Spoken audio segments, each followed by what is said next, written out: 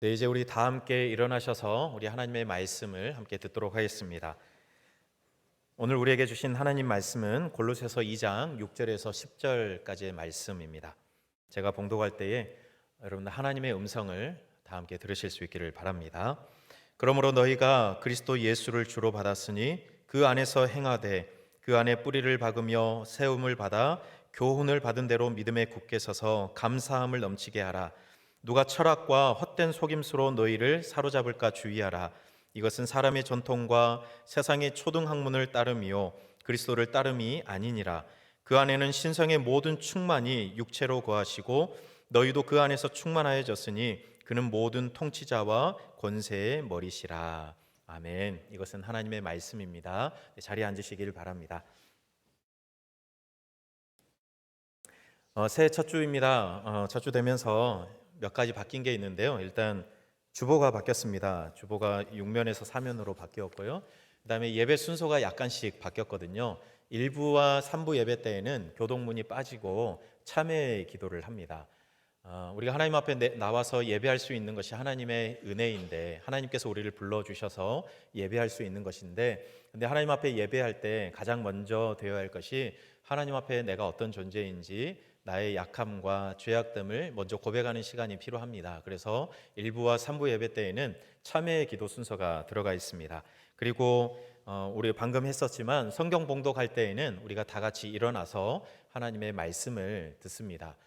설교 시간 내내 서 있지는 않습니다. 네, 하나님의 말씀, 우리 성경 말씀을 봉독할 때에만 일어나서 우리 하나님의 말씀을 경건한 마음으로 또 이 말씀을 존중히 여기는 마음으로 하나님의 말씀을 듣습니다. 그리고 아마 오늘 50분 우리 10시 50분에 찬양 9시 50분에 시작했는데요. 첫 찬양 주께와 엎드려 우리 찬양 1부와 3부 예배 때에는 임례성으로 하거든요. 부르거든요. 우리 2부 예배 때에도 가장 먼저 부르는 찬양을 이 임례 찬양으로 해서 우리가 마음을 정리하면서 하나님 앞으로 나아가 이제 예배 시작한다 이런 마음으로 예배드림이 기쁨이 됩니다. 고백하면서 이제 예배 드리려고 합니다. 그래서 2부 예배 때는 그렇게 많이 바뀌진 않지만 그러나 이 의미를 알고 우리가 함께 예배에 동참했으면 좋겠습니다. 새해가 시작되었는데 여러분들에게 한 가지 질문을 드리고 싶습니다. 여러분들 많은 계획들을 세우시고 또 기도 제목도 적어 보셨을 텐데 그거 생각하시면서 여러분 우리의 인생은 무언가를 계속해서 더해가는 인생일까요? 아니면 우리의 인생은 계속해서 무언가를 덜어내는 인생일까요? 여러분들은 어떤 것 같으세요? 여러분의 삶은? 대개 보면 무언가를 계속해서 더해가는 삶을 살아갑니다. 작년에 살아왔던 그 삶에다가 무언가를 더 덧붙여서 또 기도 제목을 적고 계획들을 세우고 그렇게 한 해 한 해를 살아갑니다. 여러분 그런데 우리가 중요하게 생각해야 될 게 무언가를 더해가는 인생도 참 의미 있고 중요하지만 그러나 우리의 삶에 계속해서 무언가를 덜어내는 것이 우리의 삶을 더 의미 있게 만들어준다는 생각이 듭니다. 여러분 한 해 한 해 뭔가 새로운 것을 덧붙여가고 또 더해가고 더해가면서 내가 성장해 갈 수도 있지만 그러나 더해가는 것을 잘 보면서 내 삶에 필요 없는 것들을 덜어내면 우리의 인생이 좀 더 가벼워지고 의미가 있어지지 않을까 그런 생각이 들어요. 제가 매주 설교 준비를 할 때마다 그런 생각을 많이 합니다. 설교 준비를 할 때 하나의 본문을 가지고 오늘 골로새서 2장이 본문을 가지고 한 주 동안 하나님의 말씀을 읽고 연구하고 묵상하고 또 여러 가지 자료들을 찾아보면서 그것들을 쭉 나열하면 양이 많습니다. 그런데 그걸 이 한정된 시간에 다 할 수는 없거든요. 그래서 그것들을 보면서 정리하고 덜어내고 또 덜어내고 이런 작업들을 또 계속 해 갑니다. 그래야 뭔가 이 말씀 안에 담겨져 있는 하나님의 의도, 하나님의 그 마음을 제대로 다른 격가지 없이 전달할 수 있지 않을까 그런 생각이 듭니다. 설교만 그런 게 아니라 강의를 하거나 아니면 여러분들이 글을 쓰거나 심지어는 카톡 보낼 때에도 몇 번 묵상하고 보내시는 분들도 있잖아요. 몇 번 그냥 싹 보내지 않고 이 말이 맞나? 아니면 내가 뭐 불필요한 말을 했나? 이렇게 생각할 수도 있잖아요. 그러니까 강의를 하거나 글을 쓰거나 또 심지어는 옆 사람과 이야기를 할 때에도 그냥 내 안에 있는 걸 다 이야기하는 것이 아니라 뭔가 정제되고 덜어내면서 필요한 말들을 우리가 할 때 그게 진짜 좋은 글이고 좋은 강의고 또 좋은 대화다 이렇게 이야기할 수 있을 겁니다. 여러분 우리의 인생도 그렇고 뭐 설교나 강의나 글이나 우리의 대화도 마찬가지이지만 무언가를 덜어내려면 생각을 해야 합니다. 뭐가 중요한지를 생각해야 돼요.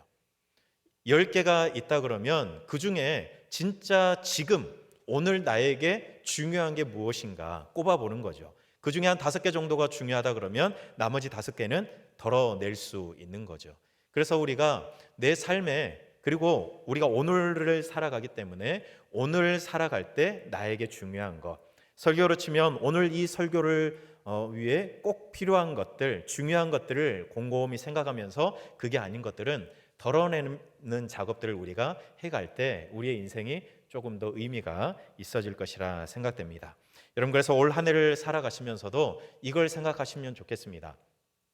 내가 덜어내야 할 게 뭐가 있을까? 내가 이런저런 기도 제목을 담아서 내 계획과 소원을 기록해 봤는데 그런데 올 한 해 내 인생이 더 의미 있어지기 위해서 무엇을 덜어내야 할까 고민하면서 여러분들에게 덜 중요한 것들은 올 한 해를 살아가면서 한번 정리해 볼 수 있는 그런 은혜가 있었으면 좋겠습니다. 여러분 올해 우리의 표가 뭔지 기억나시죠? 네, 오늘 말씀 제목이기도 합니다. 예수님이면 충분합니다. 여러분 예수님이면 충분하기 위해서는 예수님으로 충분하다는 생각을 우리가 늘 되뇌이면서 그리고 예수님이 아닌 것들 예수님으로 충분하다 고백하지만 그렇게 하지 못하도록 만드는 것들을 우리가 살피고 덜어낼 필요가 있습니다. 은근 많습니다. 예수님으로 충분하다고 고백하지만 그러나 예수님으로 충분하지 않다라고 말하는 것들이 굉장히 많이 있습니다. 여러분 그래서 우리 교회는 우리의 삶은 우리의 예수님으로 충분하기 위해서 충만해지기 위해서 우리는 예수님이 아닌 것들을 곰곰이 생각하면서 덜어낼 필요가 있습니다. 여러분 물론 여러분 교회 안에서 하는 모든 일들이 다 의미가 있어요. 다 하나님의 영광을 위해서 하는 일들이에요. 그런데 그 일들이 쌓이고 쌓이다 보면 오히려 예수님을 잃어버릴 위험이 있는 거죠. 그래서 우리가 조금 더 예수님께 집중하고 예수님으로 더 충만해지기 위해서는 예수님께 가지 못하도록 방해한 것들이 무엇이 있을까? 우리가 하나님의 이름으로 예수님의 이름으로 여러 가지 일들을 하면서도 오히려 방해가 되는 것들이 무엇이 있을까 고민하면서 덜어낼 필요가 있을 것 같습니다. 여러분 오늘 바울이 이런 생각들을 오늘 골로새 교회 성도들을 향해서 이야기하고 있습니다. 바울이 오늘 골로새 교회와 또 그 옆에 있는 라오디게아 교회와 또 바울이 얼굴을 보지는 못했지만 그러나 소식을 통해서 하나님의 말씀을 열심히 지키며 살아가고 있는 성도들이 있다고 전해 들었는데 그 성도들을 향해서 오늘 편지를 써서 보냅니다. 그래서 2장 우리가 6절부터 보았지만 그 앞에 2절을 보면 바울이 그렇게 권면해요. 마음의 위안을 받고 사랑 안에서 연합하기를 바란다라고 이야기합니다. 여러분 교회가 그러기를 바라는 마음으로 바울이 권면하는 겁니다. 여러분 성도들이 교회 안에 있음으로 인해서 우리가 함께 이렇게 모여서 예배드릴 때 여러분들은 마음의 위로를 받습니까? 여러분들은 마음의 위안을 받고 여러분 강건해지십니까? 바울이 그걸 권면하고 있습니다. 성도들이 함께 모여서 예배하고 함께 모여서 교제할 때에 마음의 위로를 서로 받았으면 좋겠다. 교회가 그래야 한다라고 말씀하고 있어요. 그리고 사랑으로 하나 된 교회는 어떤 어려움이 와도 많은 어려움을 만나도 절대로 깨어지지가 않습니다. 사랑으로 연합되어 있으면 교회는 그래야 한다는 거예요. 그런데 바울이 그 다음이 중요한 말이에요. 마음의 위로를 받고 사랑 안에서 연합된 교회는 그 안에서 예수님을 깨닫게 되고 예수님을 알아가게 될 것이다 라고 권면하고 있습니다. 여러분 서로 안에 모여서 위로를 받고 사랑으로 연합된 교회 공동체는 그 안에서 예수님을 바르게 깨닫고 알아갈 수 있는 그런 은혜를 누리게 된다는 것이죠. 우리 교회가 그랬으면 좋겠습니다. 그런데 오늘 바울이 그 이야기를 하고 난 다음에 오늘 6절 이하 이야기를 하고 있어요. 그런 은혜, 예수님을 알아가려고 하는 그 골로새 교회 교인들이 이렇다는 거예요. 너희가 그리스도 예수를 주로 받았으니 그 안에서 행하되라고 이야기하고 있습니다. 여러분 우리는 이미 그리스도를 주로 받은 사람들입니다. 여러분들은 이미 그리스도를 주로 받은 사람들입니다. 주로 받았다는 게 뭐죠? 예수님이 나의 주인이시라고 고백하는 사람들이죠. 여러분들은 예수님이 주인이시라고 고백하십니까? 네. 그렇다 그러면 여러분 주인이 되었다는 것은 그전에는 그럼 누가 주인이었어요? 내가 주인이었어요. 그런데 예수님이 나의 주인이라고 고백하는 거죠. 주인이 바뀌었으면 삶의 방향과 형태가 달라져야 합니다. 내가 주인으로 살았을 때랑 예수님이 나의 주인이라고 고백했을 때에는 이게 달라질 수밖에 없어요. 고린도후서 5장 17절에서 그래서 너희는 뭐라고 이야기하죠? 새로운 피조물이다. 새롭게 태어났다는 거예요. 그러니까 우리의 삶의 목적과 방향과 삶의 모습이 달라질 수밖에 없는 거죠. 그래서 바울이 그걸 이야기하는 겁니다. 너희는 그리스도를 이미 주로 받았다. 주인으로 고백하며 살아가고 있다. 그리고 나서 뭐라고 이야기하죠? 주로 받았으니 그 안에서 행하되. 예수님을 주인으로 우리가 고백하기 때문에 우리는 예수님 안에서 행하는 사람들입니다. 여러분, 이 행한다는 이 말은 걸어간다, 살아간다는 그런 의미가 있고, 안에서라는 말은 함께라는 의미도 담겨져 있어요. 그래서 그 안에서 행한다는 말은 예수님 안에서 예수님과 함께 걸어가고 살아가는 사람들이라는 것이 우리의 정체성이라고 이야기하고 있는 겁니다. 여러분, 우리는 그런 사람이에요. 예수님을 주인으로 인정하면서 예수님 안에서 예수님과 함께 살아가고 걸어가는 사람들이 교회를 이루어가는 우리 한 사람 한 사람의 그리스도인입니다. 여러분, 그렇게 살아갈 때 바울이 7절에서 어떤 은혜가 우리에게 있는지, 우리 오늘 말씀 제목으로 보면 예수님으로 충분하다고 고백하면서 살아가는 사람들은 어떠한 삶을 살아가게 되는 것인지를 7절에서 이야기하고 있는데요. 예수님 안에 뿌리를 받게 될 것이고 또 예수님 안에서 세움을 받게 될 것이다 라고 말씀하고 있습니다. 여러분, 뿌리를 박는다는 건 쉽게 이해가 되시죠? 나무나 식물들이 자라기 위해서 뿌리를 깊게 내리는 거예요. 그런데 그 뿌리가 어디에 지금 내리고 있는 거죠? 어디에 내리고 있어요? 예수님 안에 내리고 있습니다. 여러분, 시편 1편 말씀 기억나시죠? 어디에 그 나무가 지금 심겨져 있습니까? 시편 1편에 있는 나무는 시냇가에 심겨져 있어요. 시냇가에 심겨져 있기 때문에 그 내린 뿌리를 통해서 물을 흡족하게 날마다 흡수하면서 살아갈 수밖에 없어요. 그러니 시냇가에 심겨진 나무는 잎이 늘 푸르른 거죠. 때가 되면 열매를 맺게 되죠. 예수님 안에 뿌리를 내린다는 것은 바로 이런 겁니다. 예수님에게 뿌리를 내린 사람은 예수님에게서 늘 생수를 공급받아서 늘 푸르르게 많은 열매를 맺으면서 살아간다는 것이죠. 또 예수님 안에 세움을 받는다, 이 말은 여러분 건물을 짓는 것을 생각해 보시면 될 것 같아요. 여러분, 건물 지을 때 뭐가 중요합니까? 뭐가 중요하죠? 기초가 중요합니다. 그래서 터를 닦기 위해서 오랜 시간을 투자하잖아요. 그리고 나서 위로 올라가는 것은 상대적으로 짧게 올라갑니다. 여러분, 터가 중요한데 누가 터가 되어주시는 거예요? 예수님이 터가 되어주시는 겁니다. 예수님 안에 세움을 받는다는 것은 우리의 삶에 또 우리 교회의 기초가 예수님이시라는 거예요. 그러니 기초가 튼튼하면 그 건물은 잘 무너지지 않죠. 그래서 예수님이 우리의 삶의 기초가 되어주시기 때문에 우리의 삶은 쉽게 무너지지 않습니다.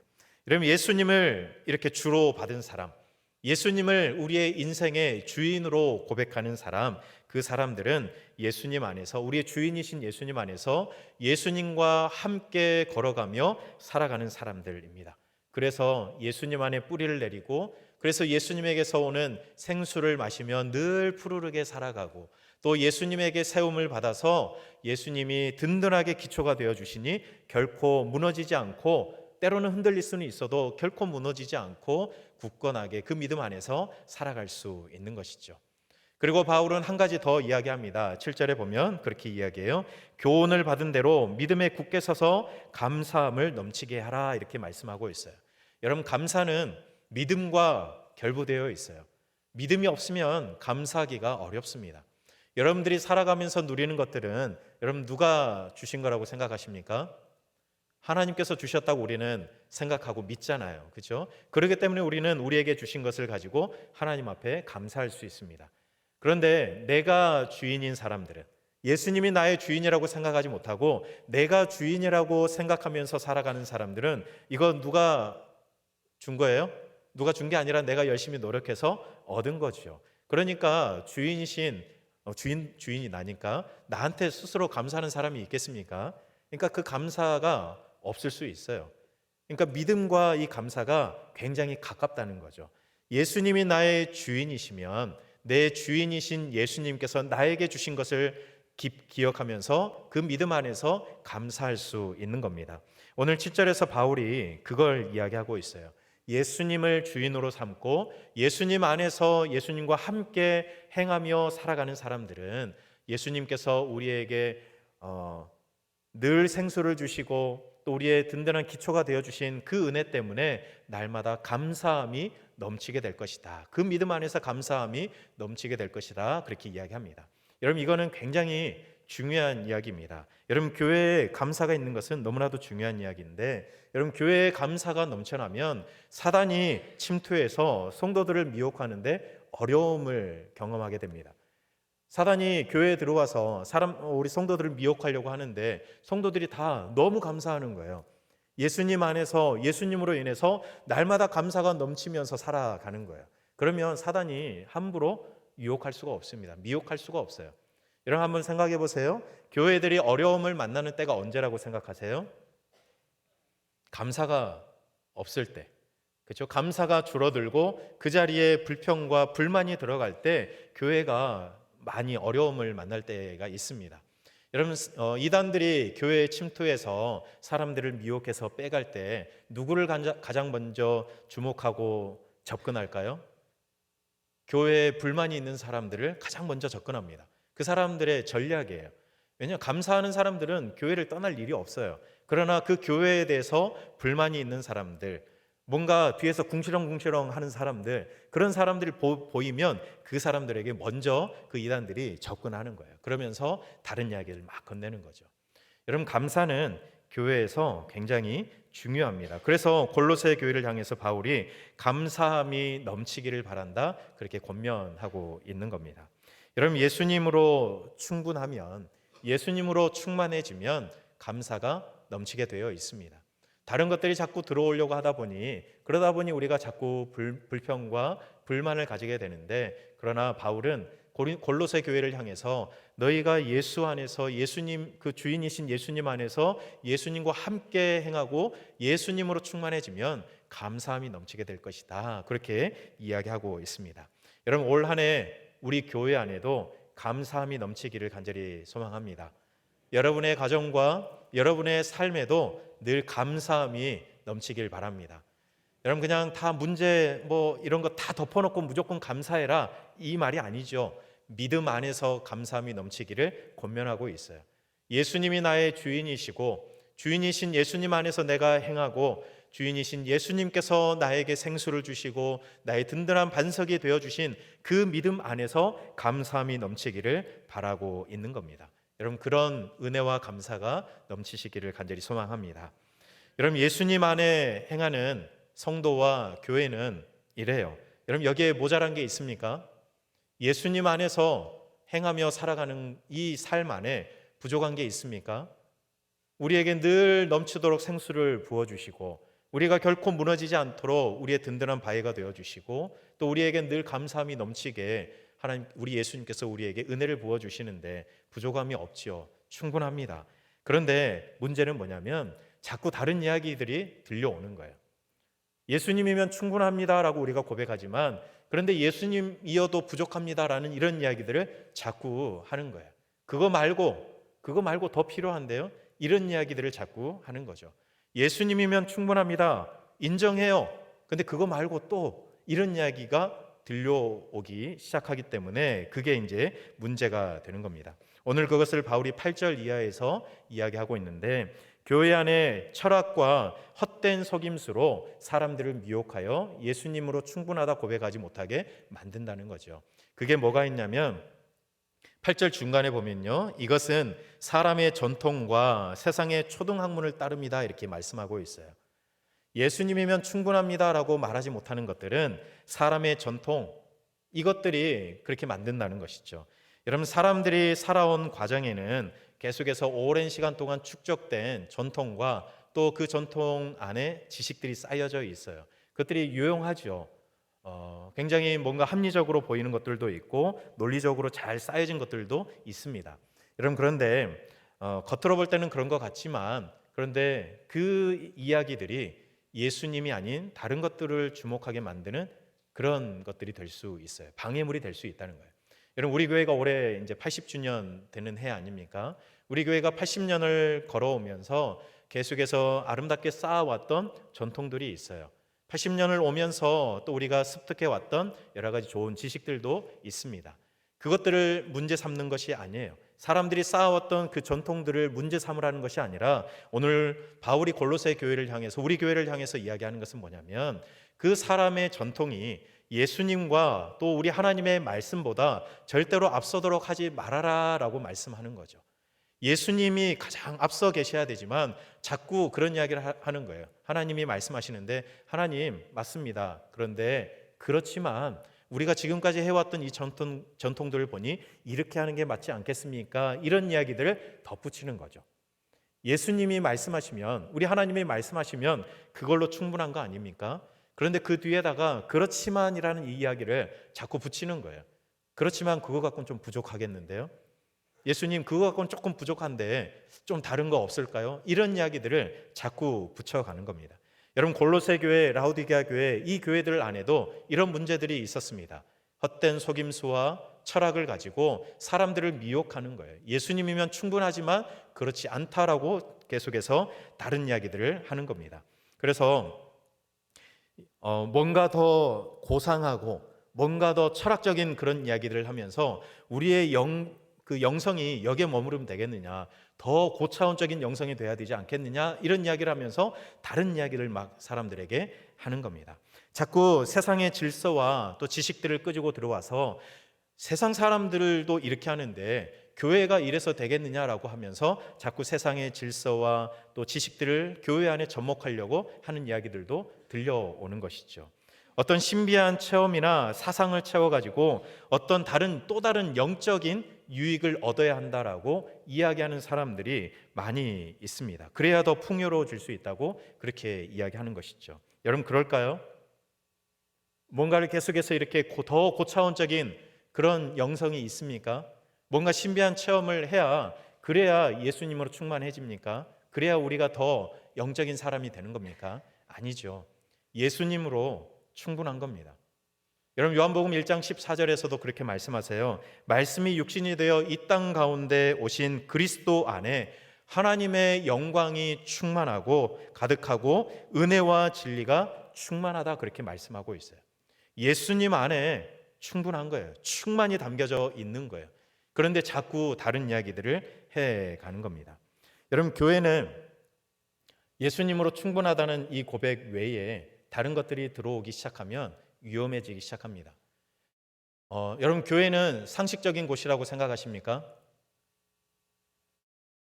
교회는 상식이 통하는 곳이어야 할까요? 통해야죠. 뭘 상식한 교회가 되면 안 되지 않나요? 적어도 상식적인 교회는 되어야죠. 세상보다 못하면 안 되죠. 그렇죠? 교회는 세상의 상식보다 못하면 안 됩니다.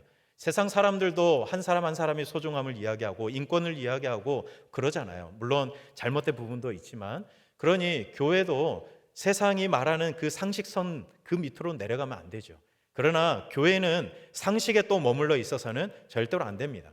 왜냐하면 교회는 상식 너머에 우리 예수님의 생각과 예수님의 은혜가 가득한 곳이 되어야 하기 때문입니다.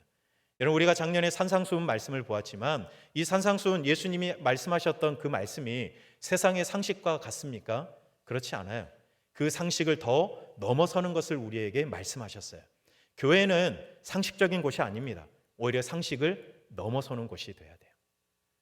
여러분, 그래서 우리 비전 선언문 이야기하면서 그 밑에 몇 가지 이렇게 적어놨었는데, 교회는 회사 같은 곳이 아니라 가족 공동체가 되어야 한다, 그렇게 이야기했었어요. 교회를 회사처럼 운영하면 안 됩니다.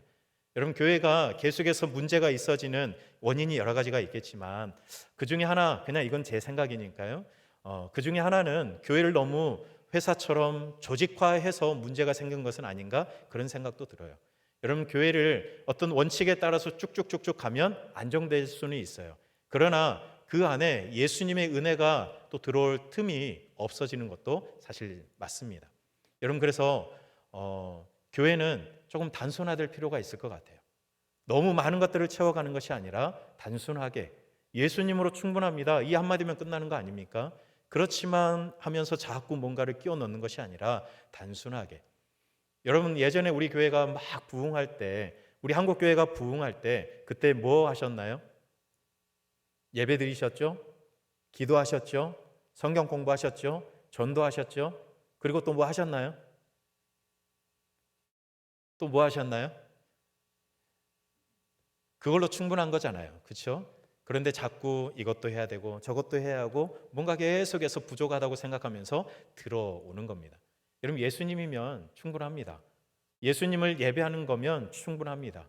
예수님을 공부하고 예수님을 증거하는 거면 충분한 거죠. 그 외에 다른 것들이 뭐가 필요하겠습니까? 여러분, 교회는 상식을 넘어서서 예수님의 생각과 예수님의 은혜로 가득 채워지는 곳이 되어야 합니다. 여러분, 우리 교회가 상식을 넘어서서 몰상식한 교회 되지 않았으면 좋겠고, 상식을 넘어서서 예수님의 생각과 은혜로 가득 채워지는 그런 교회가 될 수 있었으면 좋겠습니다. 여러분, 그러기 위해서는 여러분 한 사람 한 사람이 우리 신당중앙교회 교회잖아요. 그렇기 때문에 여러분들이 예수님의 생각과 예수님의 은혜로 가득 찬 그런 교회 될 수 있기를 바랍니다. 여러분, 예수님이면 충분합니다. 여러분, 이 말이 진리이지만, 이게 맞는 이야기지만 우리가 너무 많이 들어와서 뭔가 좀 식상한 이야기처럼 받아들여지는 것 같아요. 맞아요, 이렇게 하지만 그 다음이 맞아요, 이 뉘앙스면 그 다음이 또 뭔가 올 것 같잖아요. 그죠? 맞습니다, 이래야 뭔가 끝나는 것 같은데, 맞아요, 그런데 뭔가 더 있어야 하지 않나요? 이런 이야기들이 계속해서 들어오는 것 같아요. 그런데 여러분, 예수님이면 충분합니다라는 이 고백이 우리 믿음의 가장 기초 아닙니까? 예수님이면 충분합니다. 여러분, 많은 것을 가졌다고 해도 예수님에 대한 믿음을 잃어버리면 다 무너진 것 아닙니까? 예수님이 계시지 않으면 우리가 많이 쌓아왔던 것들이 전혀 의미 없는 것들이 되어버리지 않습니까? 예수님이 계셔야죠. 예수님이면 충분합니다. 여러분, 그래서 바울은 골로새 교회가 자꾸 예수님을 알아가라고 권면하는 겁니다. 예수님을 알아가고 예수님의 말씀을 알아가고 예수님의 삶을 통해서 예수님이 어떤 분이시고 어떻게 살아가셨는지를 알아서 그렇게 예수님처럼 예수님과 함께 살아가길 바란다라고 자꾸 권면하는 겁니다. 여러분, 예수님이 누구신지 어떠한 삶을 사셨는지 우리가 그거를 알아야 되는 것이죠. 여러분, 그래서 교회에서 교회의 머리가 되시고 우리 교회 주춧돌 되시는 예수님을 계속해서 강조해도 전혀 부족함이 없습니다. 우리가 끝까지 이야기하고 끝까지 강조해야 될 것은 예수님이 우리의 주인이시고 예수님이면 충분하다는 이 고백입니다. 이거면 충분한 겁니다. 여러분, 참된 교회는 예수님을 온전히 알고 그 예수님 안에서 예수님과 함께 살아갈 때, 예수님이 아닌 다른 것들을 덜어낼 때, 그때 참된 교회가 세워져 가는 겁니다. 여러분, 올 한 해 우리가 이 고백이 우리의 진정한 고백이 되었으면 좋겠습니다. 예수님이면 충분합니다. 우리 교회가 그렇게 고백했으면 좋겠고 여러분들이 그렇게 고백하며 살아갈 수 있기를 바랍니다. 여러분, 그래서 이제 매 주일마다 예수님이 하셨던 말씀들, 예수님이 행하셨던 일들, 예수님이 살아가셨던 모습들을 우리가 1년 동안 주일마다 하나님 말씀을 함께 상고하려고 합니다. 예수님에 대해서 계속해서 알아가고, 그래서 예수님 안에서 행하며 살아가는 우리의 삶이, 우리의 고백이 더 깊어질 수 있는 한 해가 되기를 간절히 소망합니다. 여러분, 그러기 위해서는 일주일에 한 번 이 시간에 오셔서 설교 듣는 것만으로는 부족하다 생각되지 않으세요?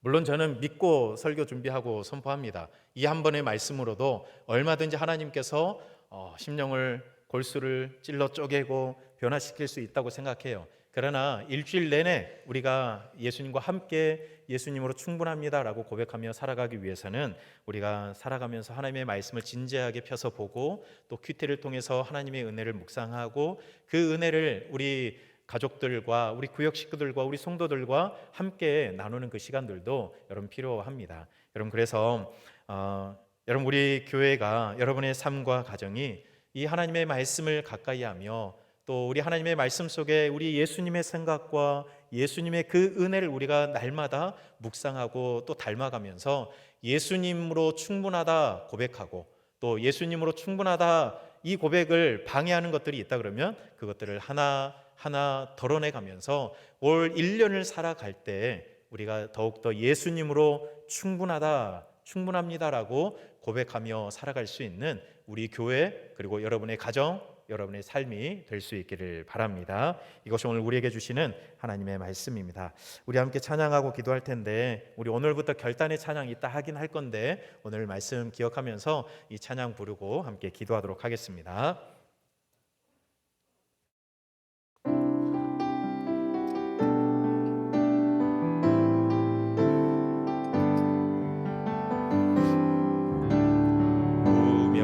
무명이어도 공허하지 않은 것은 예수 안에 난 만족함이라.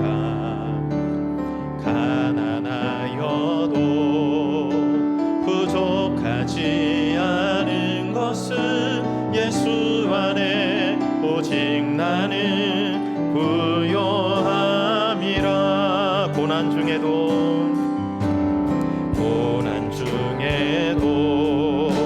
견뎌낼 수 있는 것은 주의 계획 있기 때문이라. 실패하여도 일어설 수 있는 것은 예수 안에 오직 나는 승리함이라. 내 몸이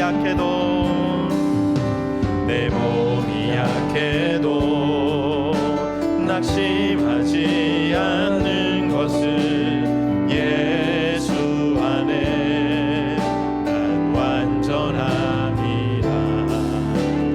화려한 세상 부럽지 않은 것은 난 예수로 충만함이라. 우리 함께 고백합니다. 난 예수로 충만하네. 난 예수로 충만하네. 난 예수로